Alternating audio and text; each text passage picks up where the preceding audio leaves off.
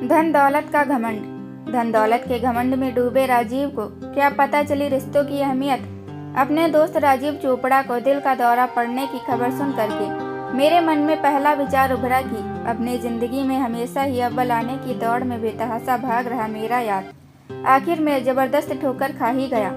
रात को ही क्लिनिक को जल्दी बंद करके मैं उससे मिलने के लिए नर्सिंग होम को पहुंच गया। ड्यूटी पर उपस्थित डॉक्टर से यह जानकर कि वह खतरे से बाहर है, मेरे दिल ने बड़ी राहत महसूस की थी। मुझे देख करके चोपड़ा मुस्कुराया और छेड़ता हुआ बोला, अच्छा किया जो मुझसे मिलने आ गया, लेकिन तुझे तो इस मुलाकात की कोई फीस नहीं दूंगा डॉक्टर।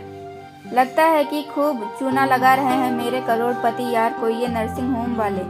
मैंने उसका हाथ प्यार से थामा और पास में पड़े स्टूल पर बैठ गया। इस नर्सिंग होम के मालिक डॉक्टर जैन को ये जमीन मैंने ही दिलाई थी।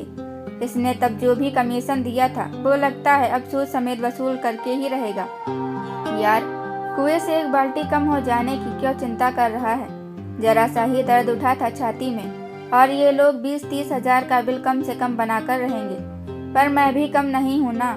देखभाल में जरा सी कमी हुई नहीं कि मैं इन पर चढ़ जाता हूँ। मुझसे सारा ही स्टाफ डरता है। दिल का दौरा पड़ने के बावजूद चोपड़ा के व्यवहार में खास बदलाव नहीं आया था। वह अब भी गुस्सैल और अहंकारी इंसान ही था। अपने दिल के दौरे की चर्चा भी वह इस अंदाज में कर रहा था मानो उसे कोई मेडल मिला हो। कुछ देर के बाद मैंने पूछा, नवीन और शिखा कब आए थे? अपने बेटे बहू का नाम सुनकर चोपड़ा चिढ़े से अंदाज में बोला, नवीन सुबह शाम चक्कर लगा जाता है। शिखा को मैंने ही यहाँ आने से मना किया है। क्यों? अरे उसे देखकर मेरा ब्लड प्रेशर जो गड़बड़ा जाता है। अब तो सब भुलाकर उसे अपना ले यार। गुस्सा, चिढ़, नाराजगी, नफरत और शिकायतें, यह सब दिल को नुकसान पहुंचाने वाली भावनाएं हैं। यह सब छोड़ और कोई दूसरी बात कर। उसकी आवाज़ रूखी और कठोर हो गई। कुछ पल तक खामोश रहने के बाद मैंने उसे याद दिलाया, तेरे भतीजे विवेक की शादी में 2 सप्ताह रह गए हैं। जल्दी से ठीक हो जाओ मेरा हाथ बटाने के लिए। जिंदा बचा तब जरूर शामिल होऊंगा तेरे बेटे की शादी में। यह डायलॉग बोलते हुए यूं तो वो मुस्कुरा रहा था, पर उस क्षण मैंने उसकी आंखों में डर, चिंता और दयानीयता के भाव पढ़े थे। नर्सिंग होम से लौटते हुए रास्ते भर मैं उसी के बारे में सोचता रहा था। हम दोनों का बचपन एक ही मोहल्ले में साथ गुजरा था। स्कूल में 12वीं तक की शिक्षा भी साथ ली थी। फिर मैं मेडिकल कॉलेज में प्रवेश पा गया था और वो बीएससी करने लगा था। पढ़ाई से ज़्यादा उसका मन तो कॉलेज की राजनीति में लगता था। विश्वविद्यालय के चुनाव में हर बार वो किसी न किसी महत्वपूर्ण पद पर ही रहा। अपनी छात्र राजनीति में दिलचस्पी के चलते उसने एलएलबी भी की। लोग कहते हैं कि कोई अस्पताल या कोर्ट के चक्कर में कभी ना फंसे। देख, तू डॉक्टर बन गया है और मैं वकील। भविष्य में मैं तुझसे भी ज़्यादा अमीर बन करके दिखाऊंगा डॉक्टर, क्योंकि दौलत पढ़ाई के बल से नहीं बल्कि चतुराई से कमाई जाती है। उसकी ऐसी की डींगे मैं हमेशा सुनता आया था। उसकी वकालत ठीक नहीं चली तो वह प्रॉपर्टी डीलर बन गया था। इस लाइन में उसने सचमुच तगड़ी कमाई की थी। मैं साधारण सा जनरल प्रैक्टिशनर था। मुझसे बहुत ही पहले उसने पास कार और बंगला भी हो गया। हमारी दोस्ती की नींव मजबूत थी, इसलिए दिलों का प्यार तो बना रहा, पर मिलना जुलना काफ़ी कम हो गया। उसका दिन लोगों के साथ उठना बैठना था। सब खाने पीने वाले लोग थे। उसकी सोहबत को मैं ठीक नहीं मानता था और इसीलिए हम कम मिलते। हम दोनों की शादी साथ साथ हुई थी और इत्तेफाक से पहले बेटी और फिर बेटा भी हम दोनों के घर कुछ आगे पीछे ही जन्मे थे। चोपड़ा ने 3 साल पहले ही अपनी बेटी की शादी एक बड़े उद्योगपति खानदान में अपनी दौलत के बल पर की। मेरी बेटी ने अपने सहयोगी डॉक्टर के साथ प्रेम विवाह किया था। उसकी शादी में मैंने चोपड़ा की बेटी की शादी में आए खर्चे का शायद 10वां हिस्सा ही लगाया होगा। रुपए को ही अपना भगवान मानने वाले चोपड़ा का बेटा नवीन कॉलेज में आने तक एक बिगड़ा हुआ नौजवान बन गया था। उसकी मेरे बेटे विवेक से अच्छी दोस्ती थी, क्योंकि उसकी माँ सविता मेरी पत्नी मीनाक्षी की सबसे ही अच्छी सहेली थी। इन दोनों नौजवानों की दोस्ती की मजबूत नींव भी बचपन में ही पड़ गई थी। पर नवीन गलत राह पर चल रहा है। मेरी सलाह पर चोपड़ा ने कभी ध्यान ही नहीं दिया था। बाप की दौलत पर बेटा क्यों नायास करे। तू विवेक के साथ दिन रात की टोका टाकी वाला व्यवहार ना किया कर डॉक्टर। अगर वो पढ़ाई में पिछड़ भी गया तो कोई फिक्र नहीं, उसे कोई अच्छा बिजनेस मैं शुरू करा दूंगा। अपनी ऐसी दलीलों से वह मुझे खिंचा कर चुप हो जाने को मजबूर कर देता था। आज इस करोड़पति इंसान का इकलौता बेटा 2 कमरों के एक साधारण से किराए वाले फ्लैट में अपनी पत्नी शिखा के साथ रह रहा था। नर्सिंग होम से सीधे घर न जा कर के मैं उसी के फ्लैट पर पहुंचा। नवीन और शिखा दोनों मेरी बहुत इज्जत करते थे। इन दोनों ने प्रेम विवाह किया था, पर साधारण से घर की बेटी को चोपड़ा ने अपनी बहू बनाने से साफ मना कर दिया था। तब इन्होंने कोर्ट मैरिज ही कर ली थी। चोपड़ा की नाराजगी को नज़रअंदाज करते हुए मैंने इन दोनों का साथ दिया था। इसी कारण यह दोनों मुझे भरपूर ही सम्मान देते थे। चोपड़ा को दिल का दौरा पड़ने की चर्चा शुरू हुई तो नवीन उत्तेजित लहजे में बोला, चाचा जी, ये तो होना था। रोज की शराब और दौलत कमाने के जुनून के चलते उन्हें दिल का दौरा कैसे ना पड़ता, और इस बीमार हालत में भी उनका घमंडी व्यवहार जरा भी ना बदला है। शिखा उनसे मिलने पहुंची तो उसे डांट के कमरे से बाहर निकाल दिया। उनके जैसा खुदकी और अकड़ू इंसान शायद ही दूसरा हो। बेटा, बड़ों की बातों का बुरा नहीं मानते, और ऐसे कठिन समय में तो उन्हें अकेलापन मत महसूस होने दो। वो दिल का बुरा नहीं है। मैं उन्हें देर तक ऐसी बातें समझाने के बाद में जब वहाँ से उठा तो मन बड़ा भारी सा हो रहा था।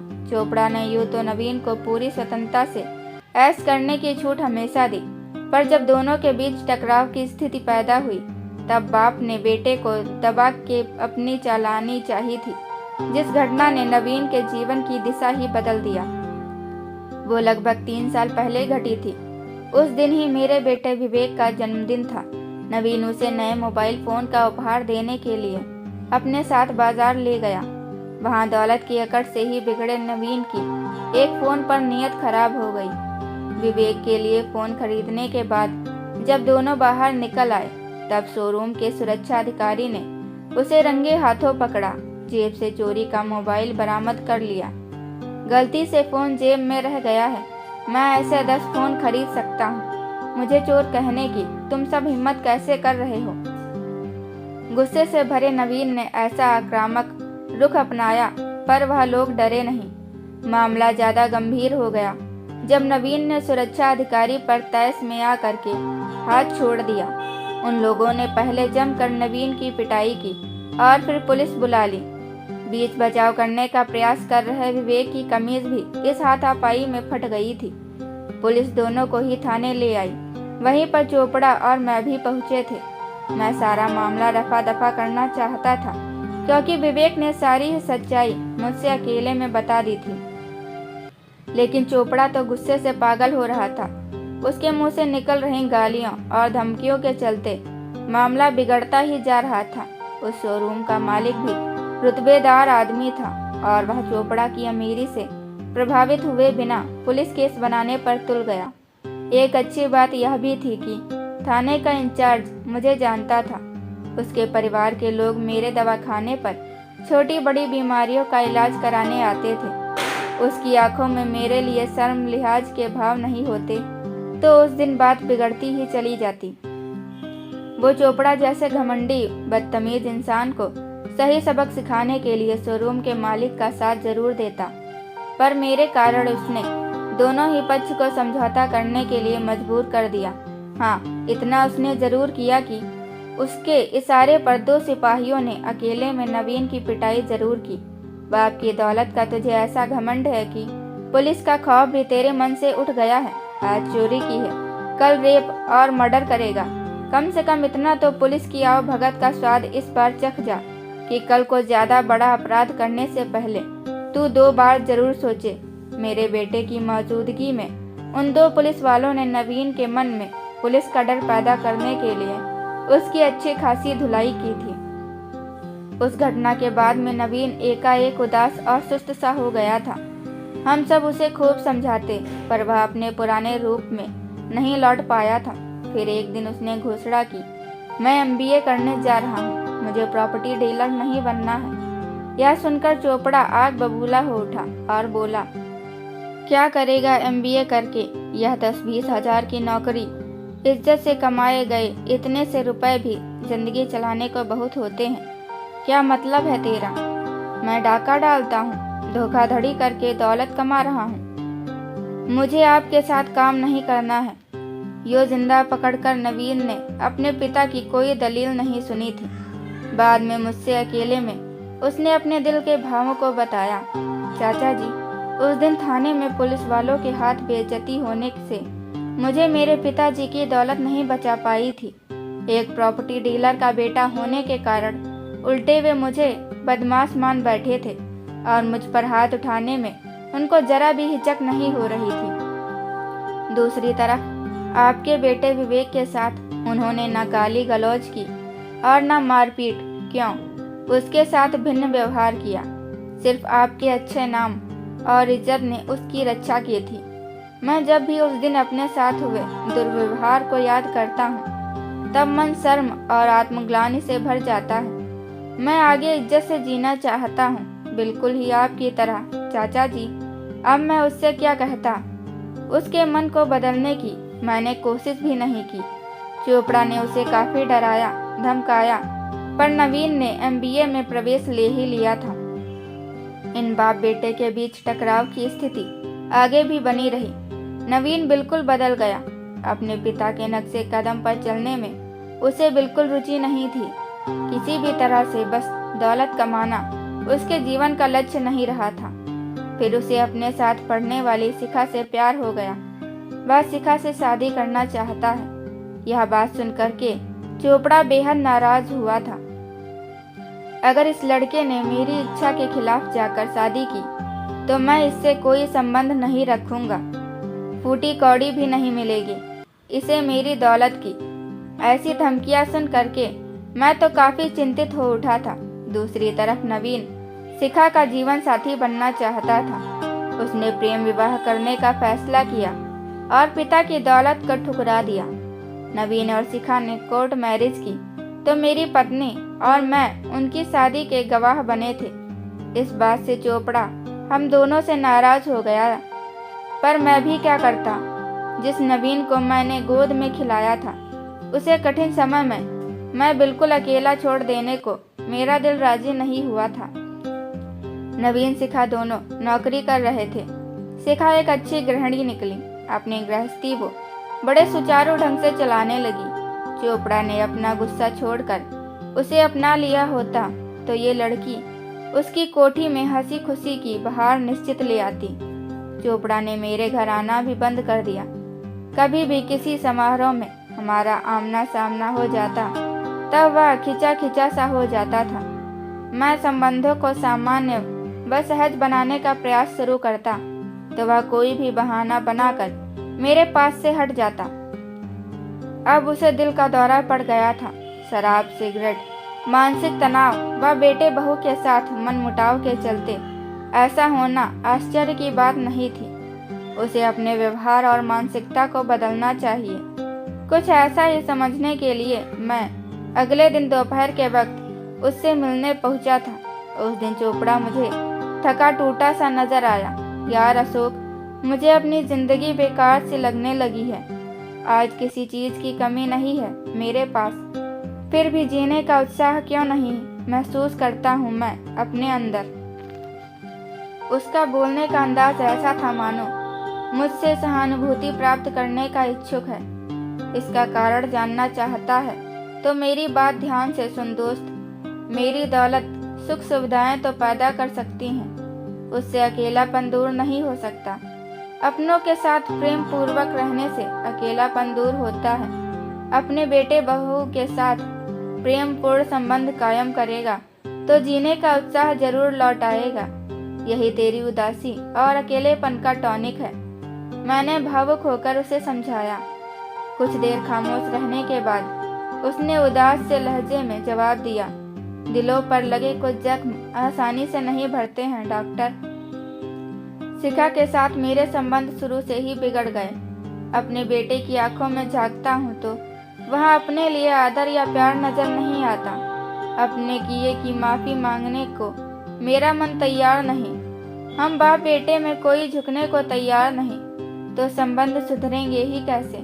उस रात उसके इस सवाल का जवाब मुझे सूझ गया था। वह समाधान मेरी पत्नी को भी पसंद आया। सप्ताह भर के बाद ही चोपड़ा को नर्सिंग होम से छुट्टी मिली।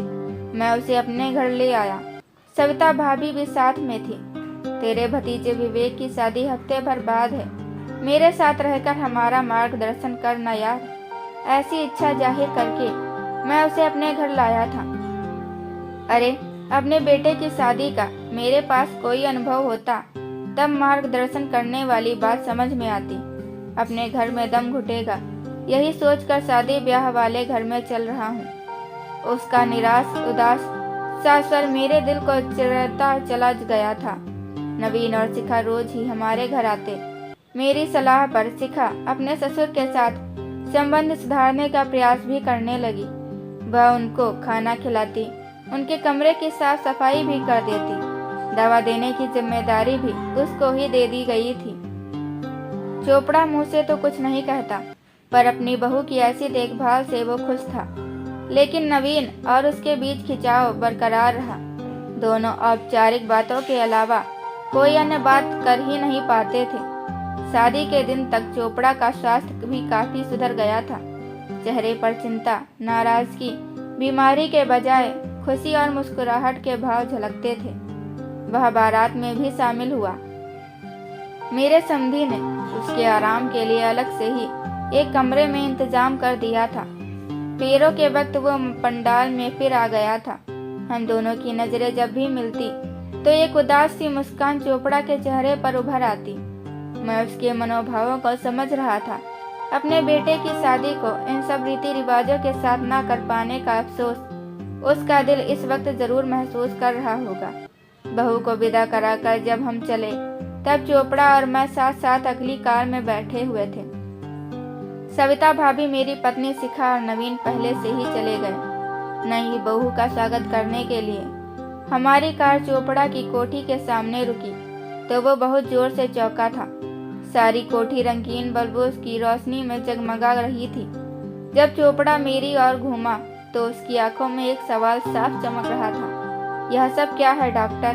मैंने उसका हाथ थामकर उसके अनबुझे सवाल का जवाब मुस्कुराते हुए दिया।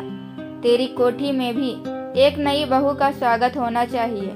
अब उतर कर अपनी बहू का स्वागत कर और आशीर्वाद दे। रोने धोने का काम हम दोनों यार बाद में अकेले में कर लेंगे। चोपड़ा की आंखों में भी सचमुच आंसू झलक रहे थे। वह भरे गले से इतना ही कह सका, डॉक्टर, बहू को यहाँ लाके तूने मुझे हमेशा के लिए ही अपना कर्जदार बना लिया। थैंक यू वेरी मच मेरे भाई। चोपड़ा में अचानक नई जान पड़ गई थी। उसे अपनी अधूरी इच्छाओं को पूरी करने का मौका जो मिल गया था। बड़े उत्साह से उसने सारी ही कार्रवाई में हिस्सा लिया। विवेक और नई दुल्हन को आशीर्वाद देने के बाद अचानक से ही चोपड़ा ने नवीन और शिखा को एक साथ अपनी छाती से लगाया और फिर किसी छोटे बच्चे की तरह बिलख कर रो पड़ा था। ऐसे भावुक अवसर पर हर किसी की आंखों से आंसू बह निकले और इनके साथ हर तरह की शिकायतें, नाराजगी, दुख, तनाव और मनमुटाव का कूड़ा बह गया। तूने सच कहा था डॉक्टर। रिश्तों के रंग बिरंगे फूल जिंदगी में हंसी खुशी और सुख शांति की सुगंध पैदा करते हैं, न कि रंगीन हीरो की जगमगाहट। आज मैं बहुत खुश हूँ क्योंकि मुझे एक साथ 2 बहुओं का ससुर बनने का अवसर मिला है। थैंक यू भाई। चोपड़ा ने हाथ फैलाए तब मैं आगे बढ़कर उसके गले लग गया और मेरे दोस्त के इस हृदय परिवर्तन का वहां उपस्थित हर व्यक्ति ने तालियां बजा करके स्वागत किया। ये स्टोरी अच्छी लगी हो तो वीडियो को लाइक कीजिए और भी स्टोरी सुनने के लिए मेरे चैनल को सब्सक्राइब कीजिए।